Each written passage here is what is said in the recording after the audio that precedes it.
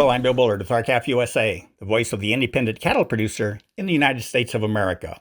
Well, it was less than a decade ago that the U.S. Department of Agriculture, or USDA, finally abandoned its ill-conceived plan to require electronic ear tags on all cattle from the time of birth until slaughter. The plan was called NAIS, the National Animal Identification System, and in addition to mandatory electronic ear tags, or EID ear tags, it also required cattle producers to register their premises and to report the movements of their cattle from one location to another throughout their lifespans.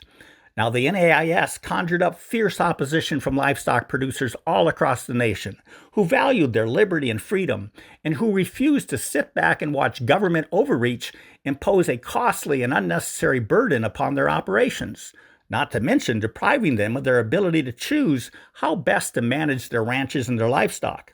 Now, this inappropriate intrusion into the lives of America's cattle farmers and ranchers ended with a final rule published by the USDA on January 9th of 2013. The final rule was titled Traceability for Livestock Moving Interstate, and it provided that cattle shipped across state lines would need to be identified with some form of identification, whether a low-cost metal or plastic ear tag or a high-cost EID ear tag. The important point is that cattle producers could choose the type of tag that best fit their operation, and there was no requirement for premises registration or for the reporting of movements. And the 2013 final rule accomplished what the USDA sought: improvement in the ability to conduct a traceback of cattle that had crossed state lines. Well, at least we thought that's what USDA wanted to accomplish. But now we know we were wrong. As recently as August 29, 2024, the USDA announced what it really wants, and that is to track animals from birth to slaughter through a system that allows tracking data points to be connected. And here we are. The USDA is resurrecting its long-defeated NAIS program, and it's doing so in phases. It's the boiling frog analogy. If you put a frog in warm water and heat it up, by the time the frog realizes the water has become too hot, it's too late.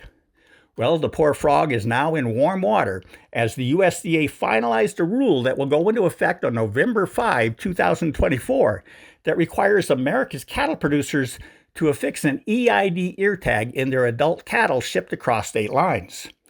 Now, the rule only requires producers to affix high-cost EID ear tags in their cattle, but it doesn't require anyone else to do anything with the digitized number contained in the ear tag's chip. In other words, it does not require the electronic reading of the electronic ear tags. So the rule won't improve disease traceability. It simply can't unless USDA issues yet another rule, and we know they will. So we must stop this now before we become the deadest of frogs.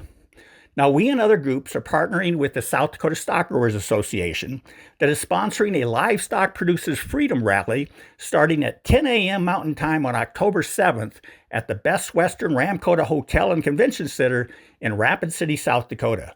This is going to be a huge event. Speakers will include South Dakota Senator Mike Rounds and Wyoming Congresswoman Harriet Hageman. You'll recall that Congresswoman Harriet Hageman stopped USDA in its tracks when it tried to mandate RFID ear tags in 2019. Now, this is truly a joint effort that is intended to convince Congress that it must overturn the USDA's mandatory EID scheme. Also speaking will be Corbett Wall, who does the feeder flash commentary, Justin Tupper with the U.S. Cattlemen's Association, and South Dakota Representative Marty Overway and Wyoming Representative Chip Nyman. The two state representatives had each sponsored state legislation to allow producers in their respective states the flexibility to choose what type of animal identification device to use in their cattle. Now, this October 7th Livestock Producers Freedom Rally will encourage Congress to pass the legislation that has already been introduced in Washington to overturn the EID mandate. The legislation includes a bill sponsored by Senator Mike Rounds and sponsored by Josh Hawley, Senator from Missouri, to prohibit the Secretary of Agriculture from mandating EID ear tags for cattle. The bill number is S-4282. And there's two resolutions, one in the House, one in the Senate, that would disapprove the EID rule and effectively overturn it. Congresswoman Harriet Hageman, and co-sponsored by 26 additional House members, is on the bill number HJ Resolution 167. With that, have a productive week. Thank you and goodbye.